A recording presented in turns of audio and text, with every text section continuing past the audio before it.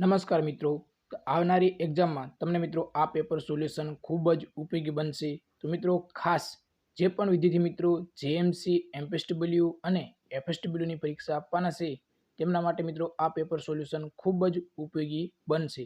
તો મિત્રો એકવાર આ વિડીયો સંપૂર્ણ જોઈ લો, તમને આવનારી એક્ઝામમાં ખૂબ જ ઉપયોગી બનશે મિત્રો. તો ચાલો મિત્રો વિડીયો શરૂ કરી દઈએ. મિત્રો આપણે પ્રશ્ન નંબર 11થી શરૂઆત કરશું, 1 થી 10 પછી રાખશું. તો મિત્રો પ્રશ્ન નંબર 11, નોન સ્ટિક રાંધવાના વાસણો પર શાનું આવરણ લગાડવામાં આવે છે? તો જવાબ આવશે મિત્રો ટેફલોન, એટલે કે એ ઓપ્શન તમારો જવાબ થશે. પ્રશ્ન નંબર 12 જોઈએ, સોડિયમ ધાતુ ને શાની અંદર મૂકી રાખવામાં આવે છે? તો જવાબ આવશે મિત્રો કેરોસીનમાં મૂકી રાખવામાં આવે છે. પ્રશ્ન નંબર 13 જોઈએ, લાઇટ યર એ શાનું માધ્યમ છે? તો જવાબ આવશે મિત્રો પ્રશ્ન નંબર 13માં સી ઓપ્શન તમારો, કે તારાઓનું અંતર જાણવા. ખાસ મિત્રો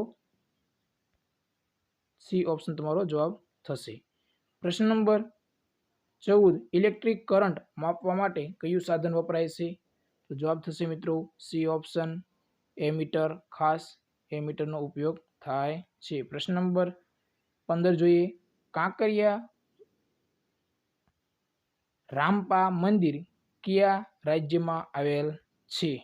એટલે કે રુદ્રેશ્વર રાય મિત્રો. તો જવાબ આવશે મિત્રો પ્રશ્ન નંબર 15માં બી ઓપ્શન તેલંગાણા.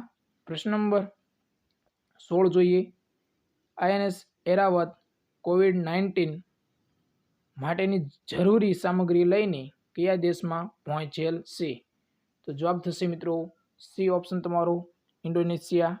પ્રશ્ન નંબર 17 જોઈએ, WTO ના અહેવાલ મુજબ 2019 ખાતે પેદાશોના નિકાસમાં ભારતનું સ્થાન કેટલામું રહ્યું? તો જવાબ આવશે મિત્રો બી ઓપ્શન 9મું સ્થાન રહ્યું હતું.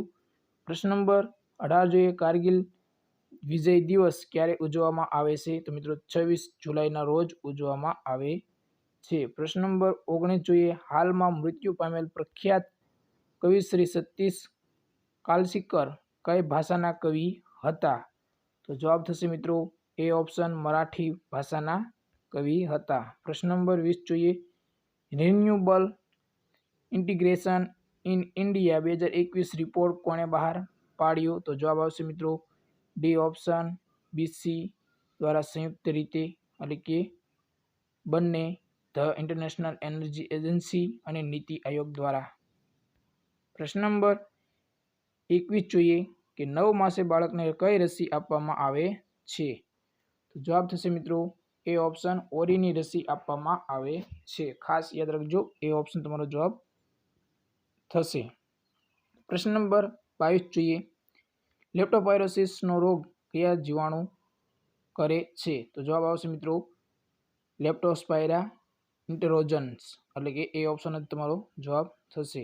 પ્રશ્ન નંબર 23 જોઈએ, ક્યુલેક્સ મસલનું ઉત્પત્તિ સ્થાન મિત્રો જણાવવાનું કહ્યું છે? તો મિત્રો ગંદા પાણીનો ભરાવો, એટલે કે ડી ઓપ્શન તમારો જવાબ થશે. પ્રશ્ન નંબર 24 જોઈએ, સેનેટરી બેરિયરમાં નીચેની વસ્તુઓ સમાવિષ્ટ છે? તો જવાબ થશે મિત્રો પ્રશ્ન નંબર 24માં ડી ઓપ્શન તમારો રાઈટ આન્સર થશે ઉપરના તમામ. પ્રશ્ન નંબર 25 જોઈએ, કોલેરાના રોગમાં રોગ ઉદ્ભવન અવધિ કેટલા સમયની હોય છે? તો મિત્રો 2 કલાકથી 2 દિવસ, એટલે કે ડી ઓપ્શન તમારો જવાબ થશે. પ્રશ્ન નંબર 26 જોઈએ, ડિપ્થેરિયા રોગ કયું જંતુ કરે છે? તો જવાબ આવશે મિત્રો પ્રશ્ન નંબર 24માં સી ડિપ્થેરી, એટલે કે સી ઓપ્શન તમારો જવાબ થશે. પ્રશ્ન નંબર 27 જોઈએ, બી પ્રકારના કમળામાં રોગ ઉદ્ભવન અવધિ કેટલા સમયની હોય છે? તો જવાબ થશે મિત્રો સી ઓપ્શન 6 અઠવાડિયાથી 6 માસ.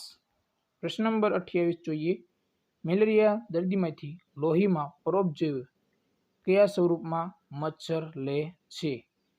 તો જવાબ થશે મિત્રો પ્રશ્ન નંબર 28માં ડી ઓપ્શન ગેમેટોસાઇટ. પ્રશ્ન નંબર 29 જોઈએ, કે કોઈ ચોક્કસ વિસ્તારમાં ટૂંક સમયમાં સામાન્ય કરતાં વધુ પ્રમાણમાં કોઈ રોગના કેસ બને તો તેને શું કહે છે? તો જવાબ આવશે મિત્રો પ્રશ્ન નંબર 29 સી ઓપ્શન એપિડેમિક, ખાસ યાદ રાખજો મિત્રો, એપિડેમિક કહેવામાં આવે છે. પ્રશ્ન નંબર 30 જોઈએ. HIV અને એડ્સના નિદાન માટે ICTCમાં કયો ટેસ્ટ કરવામાં આવે છે? તો જવાબ આવશે મિત્રો બી ઓપ્શન, તમારો જવાબ થશે એલિઝા ટેસ્ટ કરવામાં આવે છે. બી ઓપ્શન ખાસ. પ્રશ્ન નંબર 31 જોઈએ. ફાઇલેરિયાસિસની સારવાર માટે કઈ દવા અપાય છે? તો મિત્રો જવાબ આવશે D option, ડાઇથાઇલ કાર્બામેઝિન citrate. C option તમારો જવાબ થશે. મિત્રો એક અગત્યની બાબત કે આપણે મિત્રો ટેલિગ્રામ ચેનલ છે જેની લિંક વિડીયોના ડિસ્ક્રિપ્શનમાં આપેલી છે. આજે જ ટેલિગ્રામ ચેનલમાં જોડાઈ જાઓ, કારણ કે તમને ભરતીને લગતી અવનવી માહિતી તમને ટેલિગ્રામ ચેનલમાં મળતી રહેશે. મિત્રો આજે જ જોઈન કરી લો ટેલિગ્રામ ચેનલ, જેની લિંક વિડીયોના ડિસ્ક્રિપ્શનમાં આપેલી છે. પ્રશ્ન નંબર 32 જોઈએ. એક્ટિવ એટલે કે સક્રિય ઇમ્યુનિટી કઈ રીતે પ્રાપ્ત થાય છે? તો પ્રશ્ન નંબર 32માં જવાબ તમારો થશે સી, જે તે રોગ થવાથી, એટલે કે સી ઓપ્શન તમારો રાઈટ આન્સર. પ્રશ્ન નંબર 33 જોઈએ. કઈ ગ્રંથિના સોજાથી ગાલપોસોડિયાનો રોગ થાય છે? તો જવાબ થશે મિત્રો સી ઓપ્શન પેરોટીડ. પ્રશ્ન નંબર 34 જોઈએ. રસી આપીને કયો રોગ વિશ્વમાંથી નાબૂદ કર્યો? તો જવાબ આવશે મિત્રો શીતળાનો રોગ. બી ઓપ્શન જવાબ થશે. પ્રશ્ન નંબર 35 જોઈએ. જળ શુષ્કતા નિવારણ માટે કયું આઈવી ફ્લુઇડ અપાય છે? તો જવાબ થશે મિત્રો ઇન્જેક્શન, રિંગર, લેક્ટેટ, એટલે કે એ ઓપ્શન તમારો જવાબ થશે. પ્રશ્ન નંબર 36 જોઈએ. પ્લેગ રોગમાં જોવા મળતા વિવિધ તબક્કા કયા કયા છે? તો જવાબ આવશે ઉપરના તમામ. પ્રશ્ન નંબર 37 જોઈએ. ક્લોફાઝિમિન શાની સારવારમાં વપરાય છે? તો જવાબ થશે મિત્રો સી ઓપ્શન લેપ્રેસી. પ્રશ્ન નંબર 38 જોઈએ. કયા વિટામિનની ઉણપથી પેલેગ્રા થાય છે? તો જવાબ આવશે મિત્રો નિયાસિન.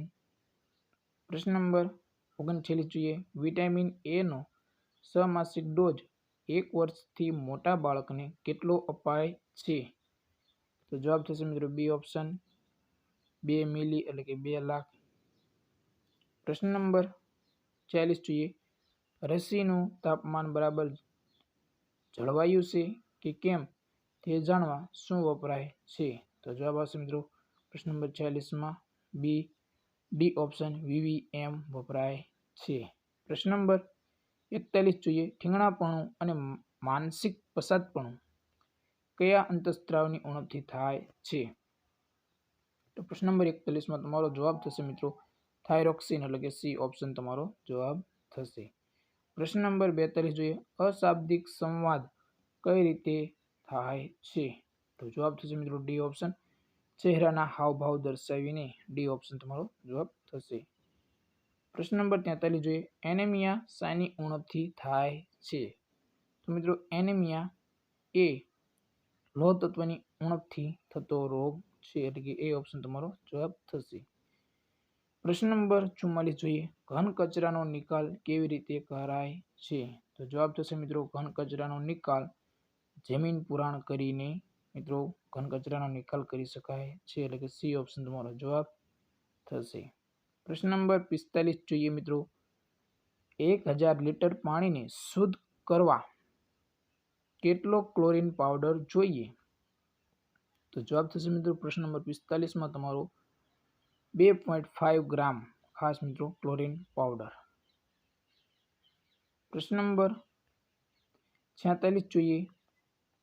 માનવ જીવનના વિચારો, અનુભવ અને કામ કરવાની પદ્ધતિના બધા જ પાસાઓના અભ્યાસને કયા પ્રકારનું માનવશાસ્ત્ર કહે છે? તો જવાબ થશે મિત્રો સાંસ્કૃતિક માનવશાસ્ત્ર, એટલે કે સી ઓપ્શન તમારો જવાબ થશે. પ્રશ્ન નંબર 47 જોઈએ. અલ્પ માત્રામાં અથવા તો સૂક્ષ્મ માત્રામાં ધરાવતું પોષક તત્વ કયું છે? તો જવાબ આવશે મિત્રો લોહ તત્વ, એટલે કે ડી ઓપ્શન તમારો જવાબ થશે. પ્રશ્ન નંબર 48 જોઈએ. તીવ્ર અતિસારના કારણે થતા મૃત્યુનું પ્રાથમિક કારણ કયું શું હોય? તો જવાબ આવશે મિત્રો બી ઓપ્શન, નિર્જલીકરણ, એટલે કે બી ઓપ્શન તમારો જવાબ થશે. પ્રશ્ન નંબર 49 જોઈએ. ન્યુમોનિયાનો ચેપ શરીરના કયા અવયવમાં ચેપ લગાડે છે? તો જવાબ આવશે મિત્રો ડી ઓપ્શન, ફેફસા. પ્રશ્ન નંબર 50 જોઈએ. કોપ્લિક સ્પોટ કયા રોગમાં દેખાય છે? મિત્રો કોપ્લિક સ્પોટ એ ઓરી રોગમાં દેખાય છે, એટલે કે બી ઓપ્શન તમારો જવાબ થશે. મિત્રો આ હતું જૂનું પેપર સોલ્યુશન.